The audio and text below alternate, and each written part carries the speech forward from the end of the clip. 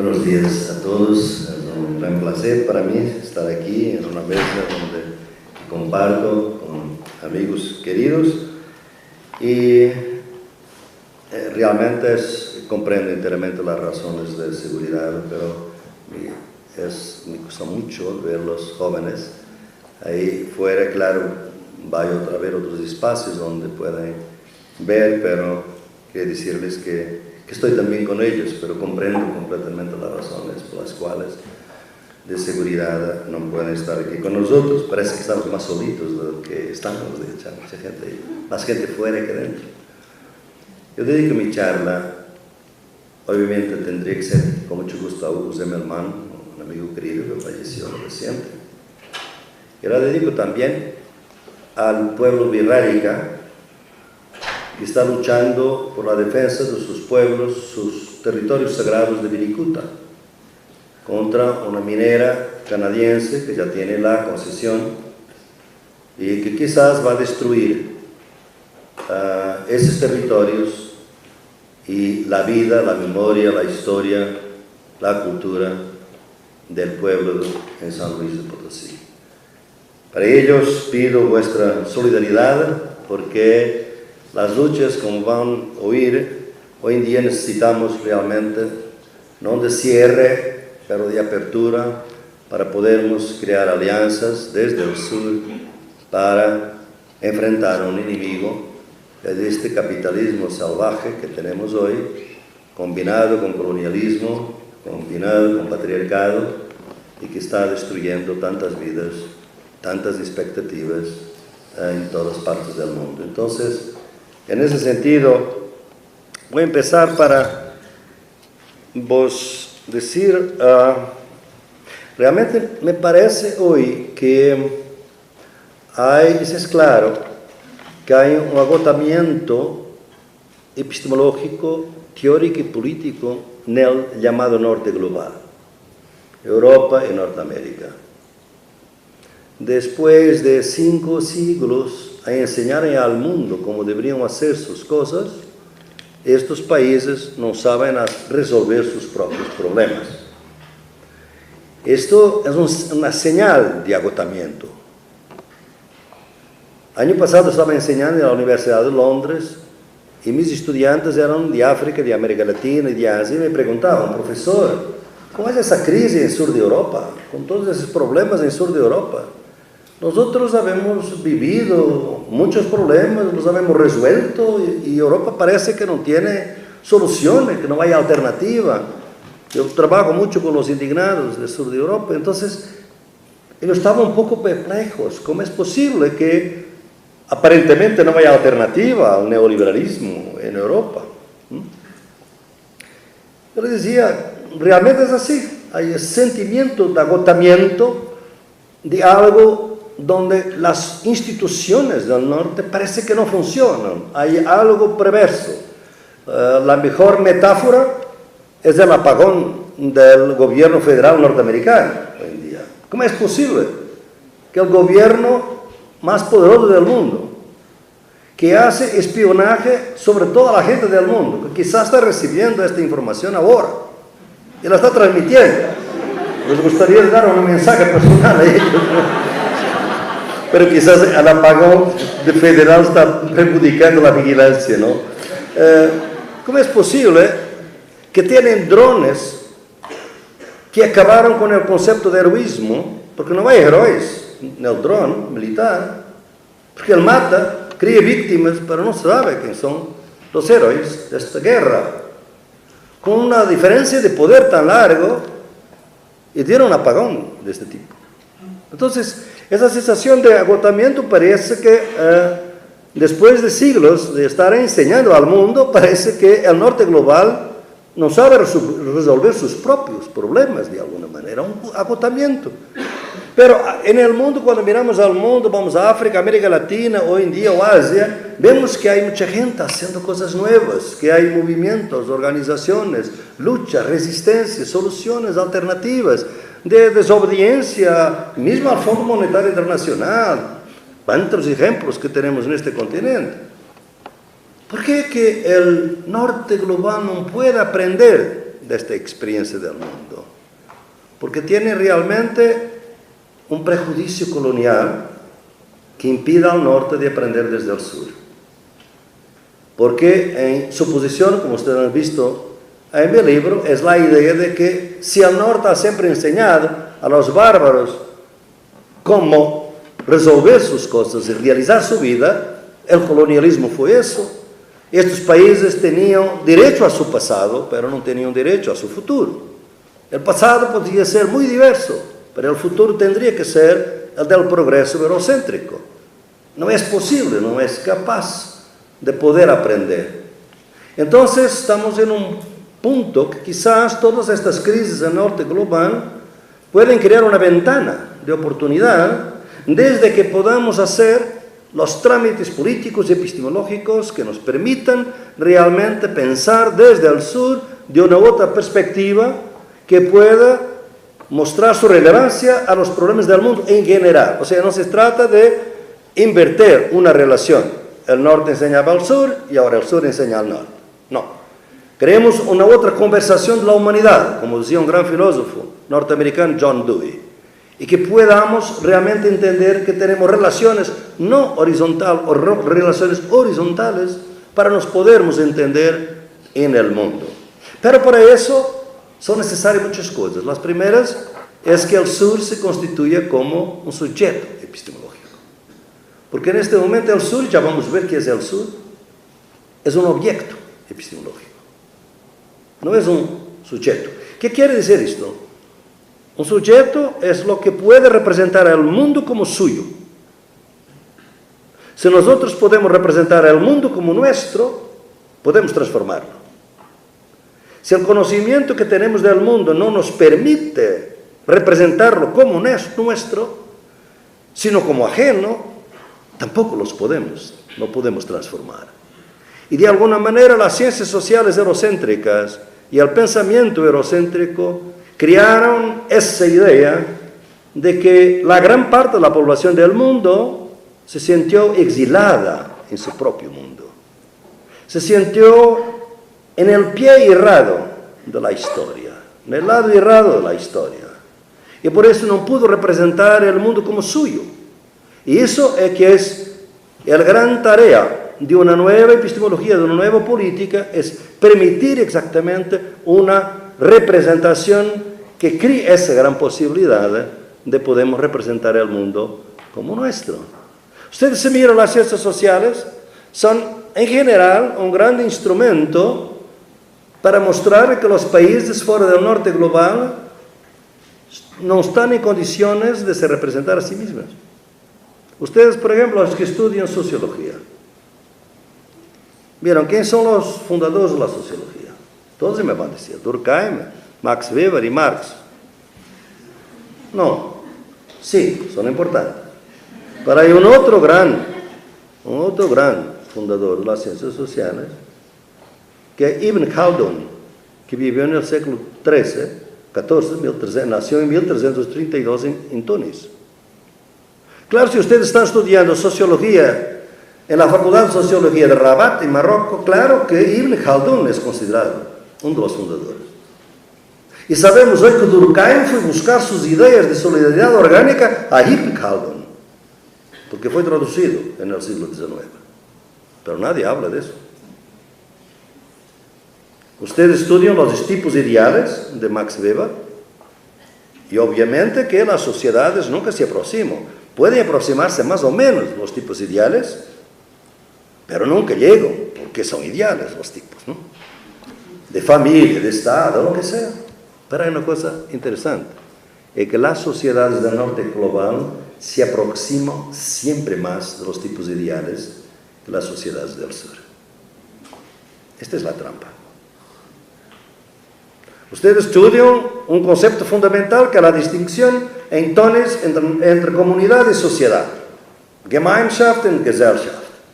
Un concepto fundamental de la sociología moderna. Y claro, el futuro está del lado de la Gesellschaft, de la sociedad. Del otro lado está la comunidad. ¿Quién son las sociedades que están más cercanas al principio de la sociedad? Norte global. Las otras están en el lado errado de la historia, en la comunidad. Miren, por eso es un conocimiento que de alguna manera retire la posibilidad de representar al mundo como nuestro, de una manera que podamos no sentirnos en el mundo como en nuestra propia casa. Eso fue lo que el colonialismo y el capitalismo hizo, de una manera muy, muy tajante. Entonces, para descolonizar un poco empezar un proceso histórico que quizás va a ser de generaciones y que va a cambiar las universidades, por supuesto, los currículos de la universidad, porque como acostumbro decir, en las universidades enseñamos el conocimiento de los vencedores, nunca el conocimiento de los vencidos. Y ese está en la calle, está en las luchas. El conocimiento nacido en la lucha raramente entra en nuestras universidades. Puede entrar por alguna ocasión ceremonial, pero no está. Vamos entonces a ver lo que es el sur primero. Hoy en día se habla mucho de diálogo sur-sur y hay que ver las trampas que todo esto puede crear. Hay un primer concepto que es el concepto geográfico, inerte de un punto de vista sociológico, que son los países del hemisferio sur. No es un concepto que nos interese, porque este sur incluye Australia, que de un punto de vista geopolítico es norte. Y obviamente Haití no es parte del sur, es parte del hemisferio norte. Este concepto no nos interesa. Hay un otro que es geopolítico. Son los países que sufrieron el capitalismo y el colonialismo, de alguna manera. Un concepto geopolítico donde podemos realmente coincidir de alguna manera con el geográfico. Estoy muy contento porque está gente entrando.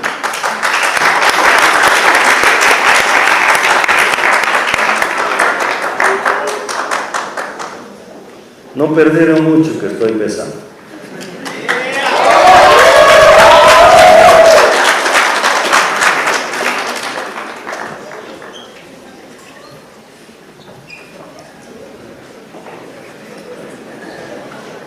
Como ves, el poder es flexible, hay que luchar.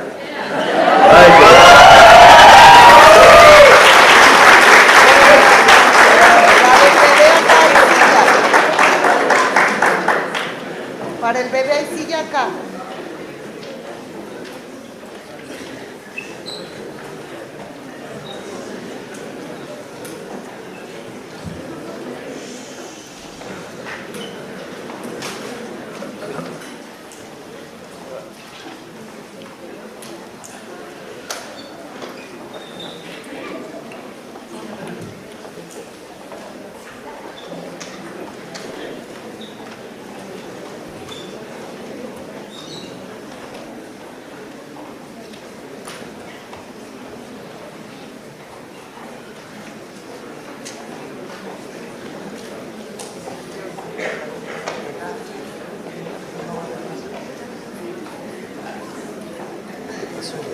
Mucha más gente, ¿no? Entraron todos, hicieron portazo.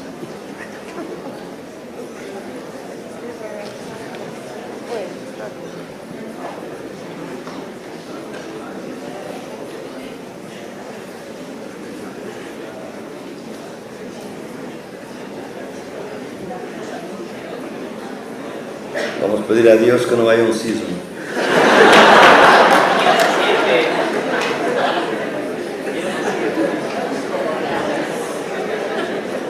Muy bien, parece que están todos. Hay aquí abajo, ustedes pueden quedarse acá o por detrás acá.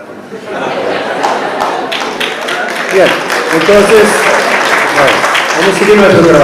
vamos a seguir nuestro trabajo. Entonces, yo que estaba diciendo a todos, quizás los primero muy rápido, es que de hecho nosotros estamos en una tarea muy importante, que es de renovar las posibilidades de un conocimiento que se junte a las prácticas políticas que pueden ayudarnos a construir un mundo mejor.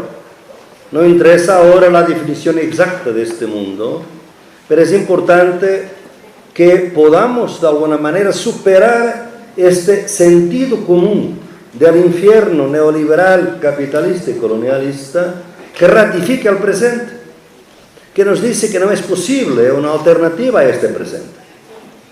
Y en ese sentido, es necesario crear, por así decirlo, una contrahegemonía.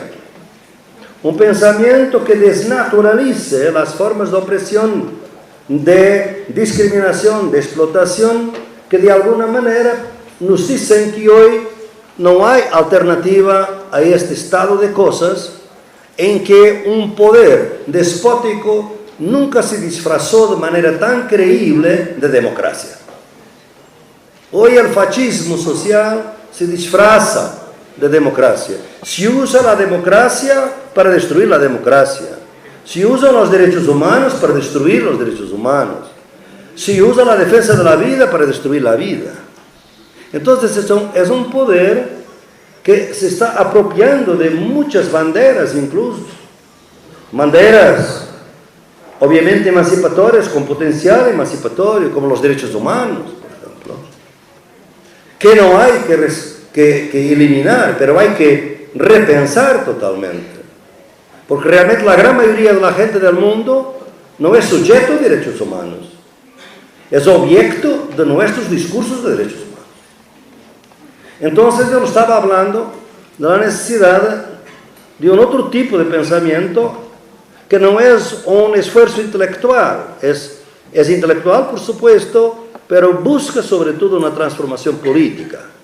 Y eso estábamos diciendo que podríamos usar la metáfora del sur, y estaba diciendo que hay muchos surs y que es necesario saber en qué estamos. El sur geográfico no interesa. El sur geopolítico es el sur que durante mucho tiempo fue dominado y sigue muchas veces por el colonialismo y el capitalismo, y que tuvo varios nombres: mundo colonial, países periféricos, países subdesarrollados, países dependientes, o sea, diferentes términos para declarar tercer mundo durante mucho tiempo, o sea, varios conceptos para declarar este mundo geopolítico del sur. Pero hay un tercer concepto de sur que es lo que uso más en mi trabajo, que es el sur como un esfuerzo, la metáfora de la construcción y validación de conocimiento a partir de la perspectiva de las víctimas de la dominación causada y las injusticias causadas por capitalismo, colonialismo y patriarcado. Y es por eso, a partir, no de como víctimas, sino como resistencias a estas tres grandes formas de dominación moderna. Algunas de ellas son muy viejas, pero fueron reconfiguradas por el capitalismo, el caso del patriarcado, y que representa, esta metáfora representa la búsqueda de una alternativa, digamos, que pueda efectivamente ayudarnos a una liberación de los pueblos. Y es muy importante porque hoy se habla de algo sur-sur y se habla de los países emergentes, los BRICS, algunos que están en el hemisferio del norte, otros que están en el sur, como eso sea el sur. Y esto es muy importante porque este sur geopolítico puede tener las semillas del neocolonialismo. Yo, por ejemplo, hace 3 semanas estaba en Mozambique, donde estábamos juntando los movimientos sociales campesinos de Brasil con los de Mozambique, campesinos, que luchan en contra de la misma minera, Vale do Rio Doce, una gran multinacional brasileña, que hace el mismo daño a las poblaciones: desplazamiento, destrucción ambiental, minería a cielo abierto, en Brasil y en Mozambique. Entonces, este es sur realmente. Pero ya no digo mismo cuando estamos negociando a nivel de los estados de India, de Rusia o de China las cuestiones del neoliberalismo, porque me parece que estos estados están haciendo muchas veces neocolonialismo. Entonces, lo que Brasil está haciendo hoy en algunos países de América Latina y sobre todo en África es neocolonialismo, que además fue teorizado por un gran sociólogo que vivió aquí mucho tiempo en la UNAM, refugiado, Rui Mauro Marini, un grande sociólogo, Rui Mauro Marini, que desarrolló un concepto nuevo de la sociología que era el subimperialismo. La idea que el mundo no podría tener simplemente las potencias imperiales, necesitaba de subimperios. Brasil era uno de ellos, y si ustedes trabajan en África, van a ver que África hoy considera que Sudáfrica es un poder subimperial dentro del contexto africano. Entonces, hay que, de alguna manera, analizar bien este sur para saber de qué lado estamos, porque hay un sur que puede tener un potencial de liberación de los pueblos, pero hay un sur que puede reproducir todo el neoliberalismo, todo el neocolonialismo, toda la opresión. Esta es la primera precisión. Cuando nosotros empezamos a ver la diversidad, yo estoy trabajando con algunos movimientos que se consideran los movimientos que hicieron desde 2011-2013 una época revolucionaria. Los teóricos por veces hablan de eso. 1789 fue un año revolucionario, 1848, 1917, 1968, 1989, y se dice que 2011-2013, porque tenemos Primavera Árabe, tenemos Occupy, tenemos el movimiento indignado, tenemos el movimiento Yo Soy 132, tenemos las protestas de Brasil, o sea, tenemos un conjunto de movimientos que yo llamo presencias colectivas en la calle, en las plazas, en muchas partes del mundo, que están reclamando dos cosas, dos banderas. Es una lucha en contra de la enorme desigualdad del mundo, porque 415 individuos tienen tanta riqueza cuanto 40 o 50 millones de personas hoy en día. Entonces, no es la pobreza, que es un concepto sociológicamente inerte. Hay empobrecimiento, que es otra cosa. Es la extrema desigualdad, el 1% y el 99%. Y la otra es la bandera de la lucha contra las dictaduras, personales e impersonales. Personales de Ben Ali o de Mubarak, impersonales las dictaduras del capital financiero. Y ese capital financiero que hace que en nuestros países, en Portugal y en España ahora, los gobiernos están más atentos a lo que dicen las agencias de notación de crédito do que a los ciudadanos. Los ciudadanos, para nada. O sea, la democracia está siendo utilizada en contra de la democracia. Y es por eso que hay un reclamo de democracia real. Esta ha sido derrotada por el capitalismo. La democracia representativa ha sido derrotada por el capitalismo. Podemos debatir. Es distinto el contexto de país a país. En algunos eso no se nota tanto como en otros, pero esa derrota histórica está por ahí. Y hay que repensar esas nuevas formas democráticas, quizás lo que está la democracia real. Pero para eso es necesario despensar antes de repensar. Y despensar exactamente lo que estaba diciendo. Los conceptos de la sociología. Por ejemplo, es un ejemplo entre muchos otros, ¿no? Para que podamos empezar a tener otra visión del mundo que nos habilita a transformarlo de una manera que no reproduzca las formas de opresión que tenemos. Cuando miramos movimientos grandes y compartimos con ellos sus inquietudes, notamos que hay sobre todo una gran crítica a toda la política, mismo de izquierda del pasado. Toda esta negación de voceros, de liderazgos, todo eso, es una crítica muy grande a toda la apropiación de las luchas por los liderazgos políticos corruptos, perversos, distanciados, separados de la gente. Es muy negativa, poco positiva, en el sentido que no es tan claro lo que quiere, es muy claro lo que no quiere. Y ese es un contexto importante para nosotros. Pero para empezarnos el trabajo epistemológico que les propongo, lo que es más importante de ver es que cuando nosotros empezamos una perspectiva desde el sur, en este sentido, el tercer sentido que hablé, lo que nos surge de inmediato es la celebración de la diversidad. Yo pienso que es una conquista de nuestro tiempo esta celebración de la diversidad. Que no es aceptar, es la capacidad de cada uno se transformar a partir de otra forma de compartir conocimientos, experiencias y formas de vida e imaginaciones del futuro y de la lucha. Entonces, esta celebración de diversidad tiene un gran potencial epistemológico, pero quizás puede ser destruido si esta diversidad se transforma en fragmentación total. Y esa es un poco la trampa del neoliberalismo. Yo cuando estuve en el Occupy de Madison, Wisconsin, trabajando y conversando, me parecía que el Occupy era una autorruina del neoliberalismo. Porque los jóvenes, en su ansiedad, en su idea de la autonomía, el individualismo, estaban sin querer reproduciendo la ideología neoliberal. El neoliberalismo se había apropiado de ellos en su propia lucha. Y esto es la gran trampa de la hegemonía de nuestro tiempo, que se apropia de nosotros y por eso una transformación empieza por ser una autotransformación. Y es muy difícil para reconstruir un otro tipo de epistemología. Entonces es necesario que no nos quedamos por la diversidad y podamos avanzar para la posibilidad de articulación. ¿Por qué? Porque son necesarias alianzas. Ese trabajo epistemológico es un trabajo político también.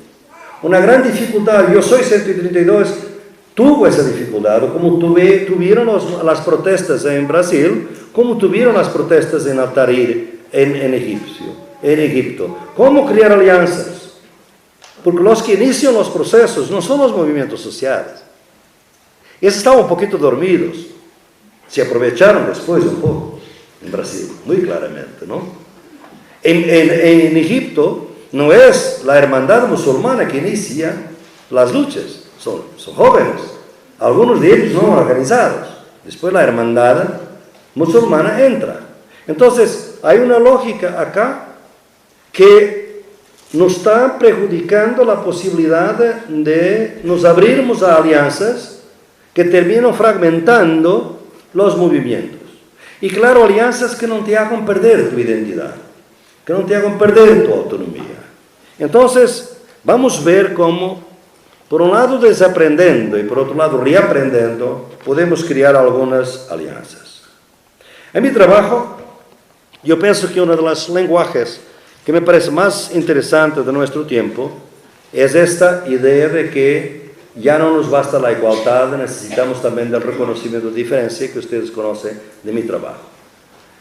Y esta formulación que he hecho y que me parece fuerte, pero es mucho más fácil de decirla do que aplicarla, esto que tenemos el derecho a ser diferentes cuando la igualdad nos descaracteriza y tenemos el derecho a ser iguales cuando la diferencia nos inferioriza. Imagínense ustedes en vuestra vida, en la universidad, en vuestros cursos, en la calle, en las comunidades, en la familia, aplican estos derechos. Esta nueva formulación de igualdad es muy difícil. Es muy difícil.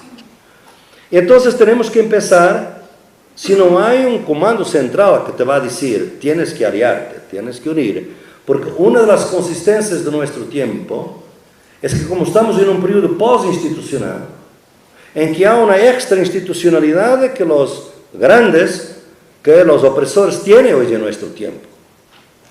Podemos estar muy en contra de lo que era Osama Bin Laden, pero la manera como lo mataron y como se deshicieron de su cuerpo es extra-institucional. Es totalmente en contra de las convenciones de Ginebra. Es totalmente en contra de todo el derecho internacional. Entonces, cuando los jóvenes están en las calles, son extra-institucionales. Están más allá de las instituciones. Porque las calles y las plazas son los espacios públicos que no están colonizados por el capitalismo financiero. Y por eso están en las calles y las plazas. Y por eso es difícil, porque en una plaza tú puedes hacer una protesta, pero la formulación política es más difícil de hacerse ahí. Ese es otro tipo de lucha que es la formulación política.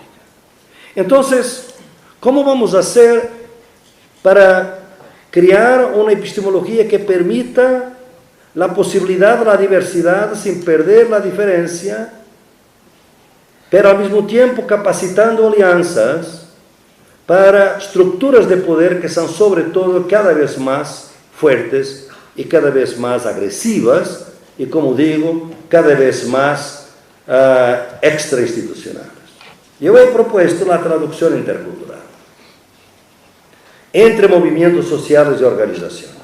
No tiene nada a ver con la traducción intelectual, lingüística que ustedes conocen, que es unilateral, que es intelectual, que es lingüística. Es una traducción recíproca entre movimientos y organizaciones, entre narrativas, entre conceptos, entre lenguajes, que nos pueden ayudar a encontrar una manera más exitosa de ampliar nuestras luchas. Cuando estábamos en marzo preparando el Foro Social Mundial de Túnez, por las protestas que había habido en esta región, había una gran idea de que el tema sería derechos humanos. Porque realmente muchas de las protestas habían mencionado derechos humanos, lo que había sido una sorpresa. Porque muchos decían, no, el mundo islámico no quiere saber de derechos humanos. Pero realmente había mucha resistencia. Resistencia que tenemos que respetar. Y que a partir de una epistemología del norte no podemos ver. Les doy ejemplo. ¿Cómo podría un egipcio aceptar, como nosotros en esta sala, la idea de los derechos humanos, por ejemplo? Cuando en 1898, en 1798, cuando Napoleón invade Egipto, ¿en nombre de qué invade Egipto? En nombre de los derechos humanos. Está en la proclamación. Les recomiendo a leer la proclamación porque está hoy traducida. Fue en un pobre árabe coránico, como ha dicho un gran intelectual egipcio, pero hubo un cronista, Al-Jarabati, que testimonió, estaba presente, fue testimonio, ¿no? Testigo, ¿no? Presencial de la invasión. Y él descodifica, denuncia, analiza esta proclamación. Y entonces uno tiene que entender que históricamente un país que fue invadido en nombre de los derechos humanos tiene alguna resistencia a este lenguaje. Eso no la vamos a trabajar mejor. Y por eso, después de muchas discusiones, encontramos un término que podría realizar un poco traducción intercultural entre diferentes dramáticas de emancipación, el concepto de dignidad. Y el tema del Foro Social Mundial fue dignidad en los derechos humanos. Lo que muchos no conocían en Norte de África era que el concepto de dignidad es un concepto fundamental de los pueblos indígenas, de sus luchas. No lo sabían, pero de hecho los pueblos indígenas en el proceso no tenían ninguna dificultad con el concepto de dignidad, porque es un concepto que permite pensar desde su propia cultura, desde su propia vivencia y cosmovisión, un mundo mejor, un mundo más justo. Una otra cuestión que surgió es que para nosotros, y esto perjudica mucho las alianzas hoy a nivel de, por ejemplo, de continentes, de culturas, es la dialéctica de la relación entre derechos y deberes. Nosotros tenemos este concepto occidental de los derechos humanos, que es supuestamente universal, pero que no lo es en su genealogía, ya lo sabemos, pero que puede ser potenciar para un cosmopolitismo insurgente, subalterno desde abajo, sí, pero como universalismo abstracto, no. Pero ese concepto es un concepto que pierde totalmente la dialéctica, la relación entre derechos y deberes. En 1947, la UNESCO decidió organizar una discusión entre intelectuales de varias partes del mundo y activistas sobre la Declaración Universal después de la guerra. Un gran filósofo francés era el presidente de esta comisión, Jacques Maritain. Y pidieron testimonios a varias personas, una de ellas, Mahatma Gandhi. Y Gandhi escribió una cartita muy pequeña y decía, mira, derechos humanos, sí, muy interesante, es un tema muy bueno, me gusta que el occidente esté pensando en los derechos humanos, pero para mí, si hay derechos, tiene que haber deberes, y no podemos hablar de derechos si no hablamos de deberes. Entonces ustedes díganme primero cuáles son los deberes, para mirarnos después, porque derechos sin deberes a mí nada me dicen. Cumplimientos, Mahatma Gandhi. ¿Bien? Una otra concepción que hoy en las luchas tenemos que entender, porque habemos perdido, a pesar de que la lógica de los derechos humanos obliga a esa dialéctica, porque la naturaleza, por ejemplo, no tiene derechos porque tampoco tiene deberes, o los niños, o las generaciones futuras, de alguna manera damos demasiada importancia a los deberes. Y es por eso que en ciertas culturas hoy es posible el martirio y en otras no. Ustedes saben, y aquí está a mi lado un hombre que sabe mucho más que yo de esas cosas, Enrique Dussel, como la manera de ser cristiano en los primeros siglos del cristianismo, el testimonio más fuerte era el martirio. Hay una diferencia entre la concepción cristiana y musulmana, islámica, de martirio. No voy a entrar por eso. Pero de hecho, la cultura islámica mantuvo más el concepto de martirio. Y eso estaba presente en las narrativas de Tahrir. Claro que las televisiones nunca lo pasaron. Y es por eso que hoy hay mártires en el mundo islámico que nosotros llamamos bombistas suicidas. Podemos estar en contra, obviamente, porque no sacrifican su vida, sacrifican la vida de gente inocente. Se debe hacer una crítica política de este tipo de martirio. Pero rehusar la posibilidad de que sus familias sean veneradas en las comunidades porque son padres y madres de mártires es algo que tenemos que respetar, porque finalmente estamos hablando con gente que hoy compone más de la mitad de la población mundial en estas concepciones. Entonces, ¿cómo podemos seguir con conceptos que han sido criados en el siglo XIX entre 5 países del norte y pensar que estos conceptos valen para todo el mundo? Esto es la tarea de las epistemologías del sur. Un otro debate que está muy tajante ahí hoy en día en el continente es entre los movimientos de mujeres y el movimiento indígena. Por ejemplo, ahora, si queremos organizar las protestas que espero que van a surgir en México contra este saqueo de los recursos naturales, que está tan fuerte aquí como está en Brasil, como está en Bolivia, lamentablemente, como está en Ecuador, y como está en Mozambique, y como está en India. El neoliberalismo de esta fase es un neoliberalismo de saqueo de recursos naturales. Nosotros llamamos eso la reprimarización de la economía. O sea, países que estaban con una base industrial muy fuerte, el caso de Brasil, cuando analizamos los datos económicos de crecimiento, viene de los recursos primarios, no de la industria. O sea, es de nuevo el saqueo de los recursos naturales, con empresas que no pagan impuestos casi. Los pagan en su país, claro, pero los pagan acá. Y por eso, si queremos organizar, hay que saber que no hay prejuicios entre mujeres y entre indígenas, por ejemplo. Y dentro de las mujeres, si los movimientos tienen diferentes lenguajes para poder identificar sus luchas, y las que habemos vivido más intensamente entre mujeres afrodescendientes o indígenas y mujeres blancas o mestizas. Porque tienen distintos conceptos de feminismo. Además, las mujeres indígenas se rehúsan a llamarse feministas, pero luchan en sus comunidades por su libertad, por su igualdad. Pero tampoco hablan de igualdad. La palabra quechua es chachahualmi. Es una palabra quechua que nosotros traducimos por complementariedad, pero no es bien complementaria, es otra cosa.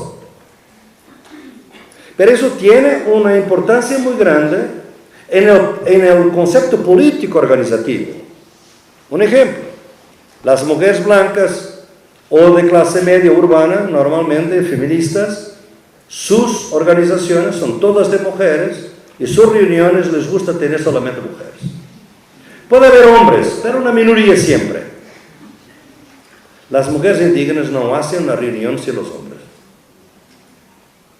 Y enfrentado con esta cuestión en Ecuador, pregunté a una gran feminista indígena, Blanca Chancoso, gran amiga, ¿por qué?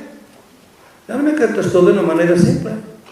Si nosotros no cambiamos los hombres, ¿cómo vamos a cambiar nuestra vida? Entonces que los hombres vengan a las reuniones.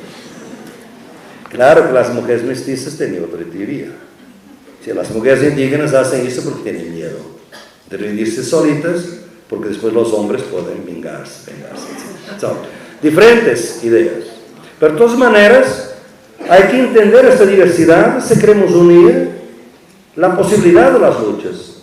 Porque toda mi epistemología, mi propuesta, es que el extraño se hace familiar, el remoto se haga próximo, la lucha ajena se haga lucha propia.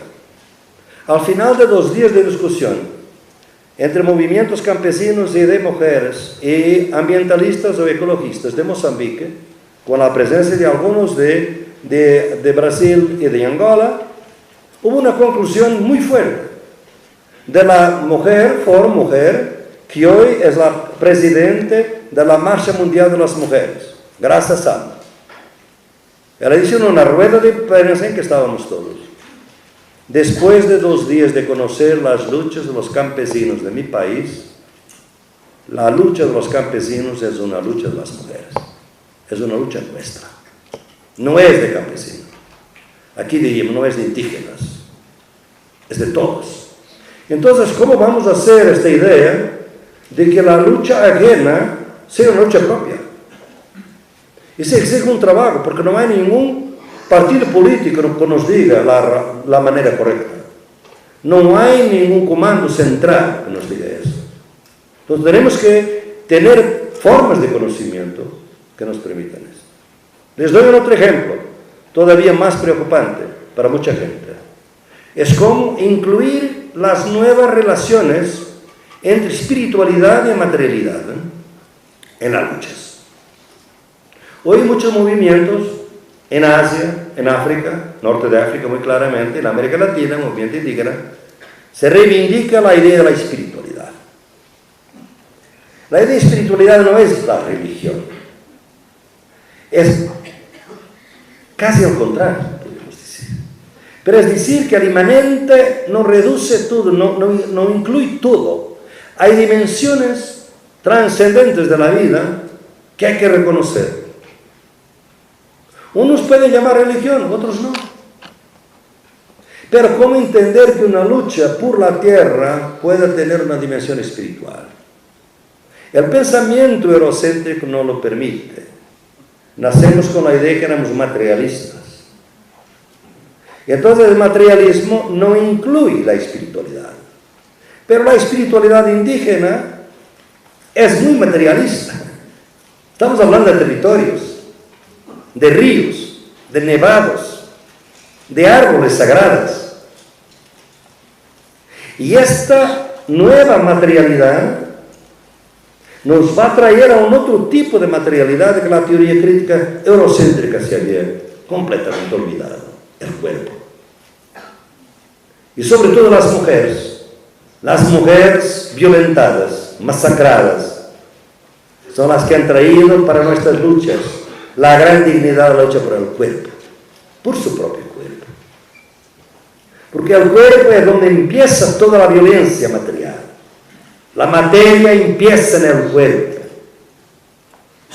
Y nosotros, porque veníamos de una cultura que daba todo al alma y nada al cuerpo, y donde, como decía actual Papa Francisco, la Iglesia se preocupa simplemente de la cintura para abajo de su política.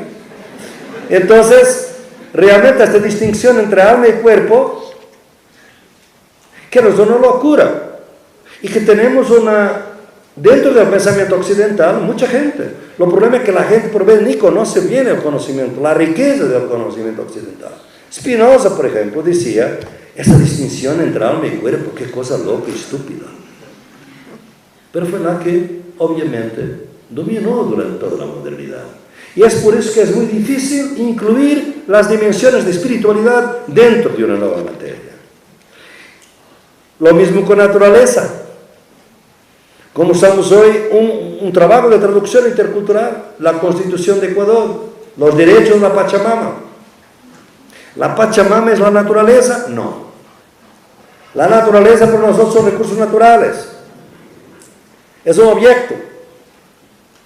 La Pachamama es un ser viviente que nos une al cosmos, en que su sangre hace parte de nuestra sangre, y que la distinción entre naturaleza y nosotros no hace mucho sentido.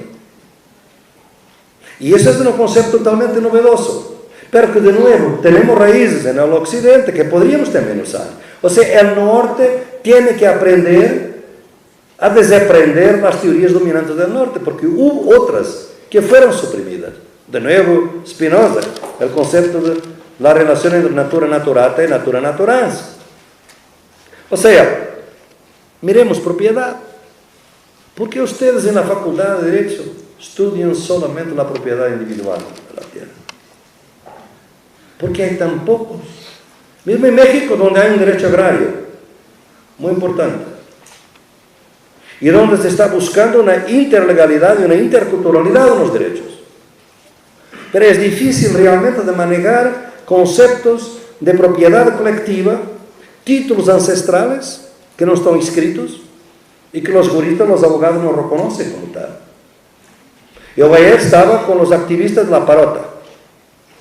Ustedes saben que es un movimiento grande contra una represa que quizás va a tener éxito. Son más de 10 años de lucha. Por eso, ¿no? Es muy interesante cómo esta lucha ha usado no solamente el derecho a la consulta, después de una reconstrucción maravillosa, porque todos habíamos teorizado cosas que vienen de la práctica, y esa es que es la teoría de retaguardia de que hablo. Las identidades son identificaciones. El pueblo de Parota era campesino, después se quedó indígena, por reinvención propia, para poder instrumentalmente usar la Convención 169. Pero muy bien, pero después utilizó el derecho agrario mexicano para hacer de la consulta algo vinculante. Miren la riqueza de este carácter híbrido de legalidades propias del Estado, contradictorio, de identidades que se cambian para poder lograr el éxito de una lucha. Todo esto exige un conocimiento más rico, más contextual y una apertura más fuerte, digamos, a la gran diversidad. Y por eso yo termino diciéndoles que si nosotros vamos a buscar zonas de contacto, porque ni todo se traduce. Yo no soy indígena, nunca podré ser indígena. Un indígena nunca puede ser como yo o como tú. El problema es que crear una posibilidad de ver las diferencias que no nos impiden de colaborar, que no impiden la posibilidad de activar alianzas, articulaciones que nos capaciten para una lucha política que cada vez exige más diversidad y que exige más fuerza. Y nosotros hoy, al contrario de la gente en el siglo XIX, ya no vamos a la lucha por razones extrañas, vamos a la lucha con razones propias. Esto es lo nuevo, y esto, claro, que crea otras posibilidades muy difíciles. Y aquí hay una cosa que les digo, y que también es un problema de desaprendizaje. Es que si ustedes se disponibilizan con estas formas de conocimiento a reconocer el otro, se van a dar cuenta que el reconocimiento está antes que el conocimiento. Nosotros, claro, reconocimiento. Quiere decir, primero conocer, después reconocer. Nosotros hoy, si vamos con eso, como nuestro conocimiento es todavía muy colonial, nos impide reconocer. Esta es la trampa del reconocimiento. Tiene que haber un momento prereflexivo de reconocimiento del otro, como humano, como presencia, que no está de ninguna manera teorizada, que yo reconozca como otro, que me permita después conocerlo y reconocerlo. Entonces, esto también es un aprendizaje muy, muy difícil, porque esta es una forma de educación popular distinta. Y por eso los contextos en que nosotros podemos aprender van a ser varios. No hay que buscar contextos. Sea un grupo de estudiantes, sea un grupo de campesinos, sea un grupo de jóvenes, son bandas, son lo que sea. Hay todo un campo de trabajo donde se puede empezar a trabajar de esta forma. Hay momentos macro level que son muy importantes. Una transformación en Bolivia, una transformación en Ecuador, claro, cosas muy importantes para nosotros en este tipo de traducción intercultural de una constitución moderna, colonial, que tiene elementos quechua o elementos aymara. Pero los pactos de San Andrés era un intento muy fuerte a también crear interculturalidad dentro de la Constitución mexicana. Fracasó ahora, pero quizás es una lucha histórica mucho más grande. Pero por otro lado, hay trabajos que no son de macro level, son de micro level. Son de transformaciones pequeñas. Yo he propuesto estos talleres de la Universidad Popular, los movimientos sociales. Estamos realizando varios, vamos a realizar uno ahora en Bolivia y vamos a realizar otro en Brasil. Son talleres donde durante 2 días, 40 personas no más, 1/3 intelectuales comprometidos con los movimientos y 2/3 son movimientos sociales, organizaciones o individuos de diferentes movimientos o organizaciones. Mujeres, indígenas, ecologistas, gays, lesbianas, etc. Porque la idea es crear una diversidad para permitir la traducción entre narrativas. Porque es por la narrativa que nosotros nos movemos. Y cada movimiento tiene su narrativa. ¿Ven cuál fue la fuerza bíblica de una narrativa? Como es la narrativa de David y Goliat. Es una narrativa.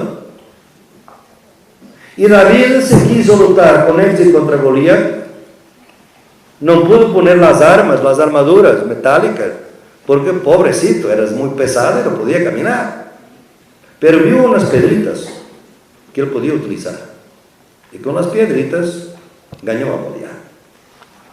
Esta imaginación creativa de las luchas es lo que nos exige una otra epistemología que parte desde abajo. O sea, no puede teorizar todo porque todo es fractal y surge de las luchas. Por ejemplo, ayer cuando estábamos hablando de la parota, las personas dicen, ¿cómo podemos hacer una sociología de emergencias? Algunos saben mi concepto. Pero podemos ampliar la lucha. Estábamos discutiendo. Supongamos que hacíamos de la parota o de Viricuta, do pueblo Vila Rica y otros que están en la lucha, Xerém, zonas liberadas de megaproyectos. Hubo en los 70 la idea en algunas ciudades de Europa que eran zonas liberadas de energía nuclear. Supongamos que creamos esta idea de concepto de zonas liberadas de megaproyectos. Esto puede promover alianzas con ecologistas, con ambientalistas, con derechos humanos, con los DESC, Derechos Económicos y Sociales de la ONU, como fue propio y muy importante la parota. O sea, siempre con concretos, con ejemplos concretos y con las luchas concretas. La epistemología que vos propongo es de retaguardia. Camina con los que van más despacio, con los que están a punto de desistir, con los que no son vanguardias, los que saben que tienen muchas dudas. Es algo que nosotros hoy para la política vamos a tener no solamente partidos, por supuesto, tal vez, pero movimientos, presencias colectivas y ausencias cómplices. Son los que se quedan en la calle, en su casa, que no van a las calles, que no quieren ir a las protestas, pero que no nos hostilizan, no hostilizan a los que van.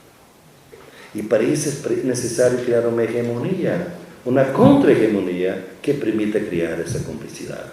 O sea, es por esa retaguardia de facilitar, por veces, despolarizando, que es como ustedes ven con los ejemplos que he traído, despolarizando entre grupos oprimidos o excluidos y polarizando con el enemigo, con el adversario.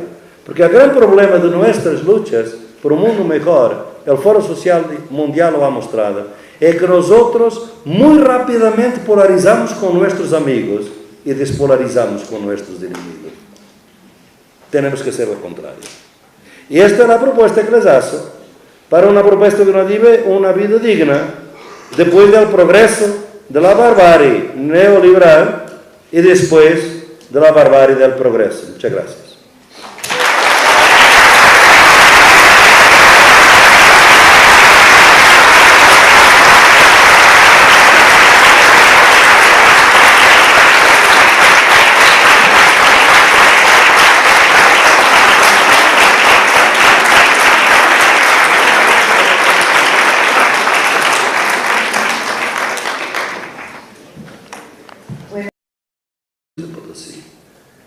Para ellos pido vuestra solidaridad porque las luchas, como van a oír, hoy en día necesitamos realmente no de cierre, pero de apertura para podermos crear alianzas desde el sur para enfrentar a un enemigo de este capitalismo salvaje que tenemos hoy, combinado con colonialismo, combinado con patriarcado, y que está destruyendo tantas vidas, tantas expectativas en todas partes del mundo. Entonces, en ese sentido, voy a empezar para vos decir, realmente me parece hoy que es claro que hay un agotamiento epistemológico, teórico y político en el llamado norte global, Europa y Norteamérica.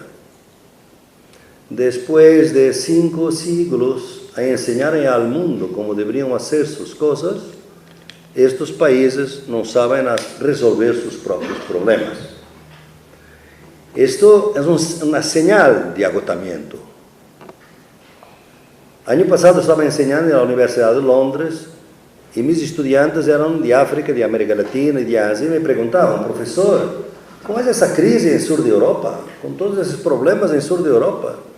Nosotros hemos vivido muchos problemas, los hemos resuelto y Europa parece que no tiene soluciones, que no hay alternativa. Yo trabajo mucho con los indignados del sur de Europa, entonces ellos estaban un poco perplejos, como en este continente. ¿Por qué que el norte global no puede aprender de esta experiencia del mundo? Porque tiene realmente un prejuicio colonial que impide al norte de aprender desde el sur. Porque en su posición, como ustedes han visto en mi libro, es la idea de que si el norte ha siempre enseñado a los bárbaros cómo resolver sus cosas y realizar su vida, el colonialismo fue eso. Estos países tenían derecho a su pasado, pero no tenían derecho a su futuro. El pasado podría ser muy diverso, pero el futuro tendría que ser el del progreso eurocéntrico. No es posible, no es capaz de poder aprender. Entonces estamos en un punto que quizás todas estas crisis en el norte global pueden crear una ventana de oportunidad desde que podamos hacer los trámites políticos y epistemológicos que nos permitan realmente pensar desde el sur de una otra perspectiva que pueda mostrar su relevancia a los problemas del mundo en general. O sea, no se trata de invertir una relación. El norte enseñaba al sur y ahora el sur enseña al norte. No. Queremos una otra conversación de la humanidad, como decía un gran filósofo norteamericano, John Dewey. Y que podamos realmente entender que tenemos relaciones no horizontales o relaciones horizontales para nos podermos entender en el mundo. Pero para eso son necesarias muchas cosas. Las primeras es que el sur se constituya como un sujeto epistemológico. Porque en este momento el sur, ya vamos a ver qué es el sur.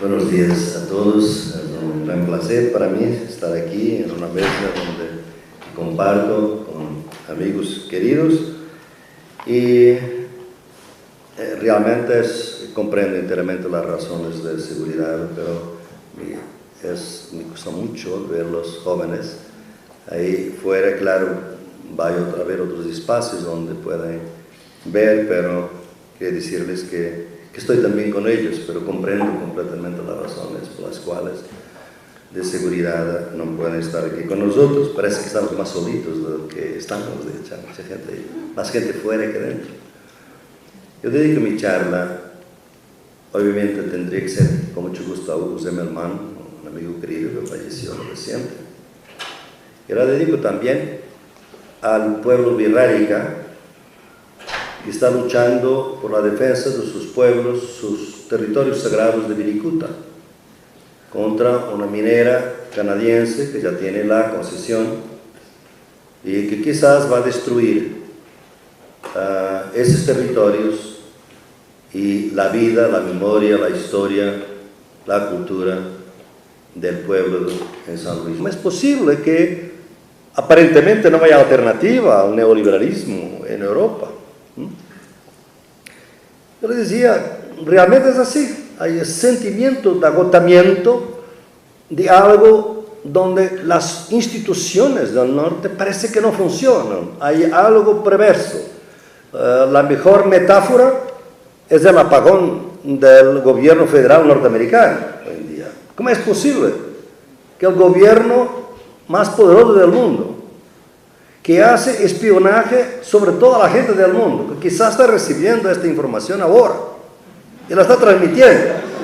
Les gustaría dar un mensaje personal a ellos, pero quizás el apagón federal está perjudicando la vigilancia, ¿no? ¿Cómo es posible que tienen drones que acabaron con el concepto de heroísmo? Porque no hay héroes en el dron militar, porque él mata, cría víctimas, pero no sabe quién son los héroes de esta guerra. Con una diferencia de poder tan largo, y dieron un apagón de este tipo. Entonces, esa sensación de agotamiento parece que, después de siglos de estar enseñando al mundo, parece que el norte global no sabe resolver sus propios problemas de alguna manera, un agotamiento. Pero en el mundo, cuando miramos al mundo, vamos a África, América Latina, hoy en día, o Asia, vemos que hay mucha gente haciendo cosas nuevas, que hay movimientos, organizaciones, lucha, resistencia, soluciones alternativas, de desobediencia, mismo al Fondo Monetario Internacional. ¿Cuántos ejemplos que tenemos?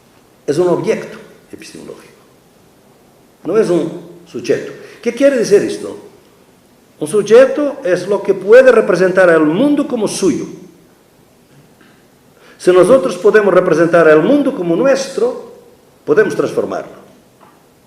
Si el conocimiento que tenemos del mundo no nos permite representarlo como nuestro, sino como ajeno, tampoco no podemos transformar. Y de alguna manera las ciencias sociales eurocéntricas y el pensamiento eurocéntrico crearon esa idea de que la gran parte de la población del mundo se sintió exilada en su propio mundo. Se sintió en el pie errado de la historia, en el lado errado de la historia. Y por eso no pudo representar el mundo como suyo. Y eso es que es la gran tarea de una nueva epistemología, de una nueva política, es permitir exactamente una representación que cree esa gran posibilidad de poder representar el mundo como nuestro. Ustedes se miran las ciencias sociales, son en general un gran instrumento para mostrar que los países fuera del norte global no están en condiciones de se representar a sí mismos. Ustedes, por ejemplo, los que estudian sociología, ¿vieron quiénes son los fundadores de la sociología? Todos me van a decir, Durkheim, Max Weber y Marx. No, sí, son importantes. Pero hay un otro gran fundador de las ciencias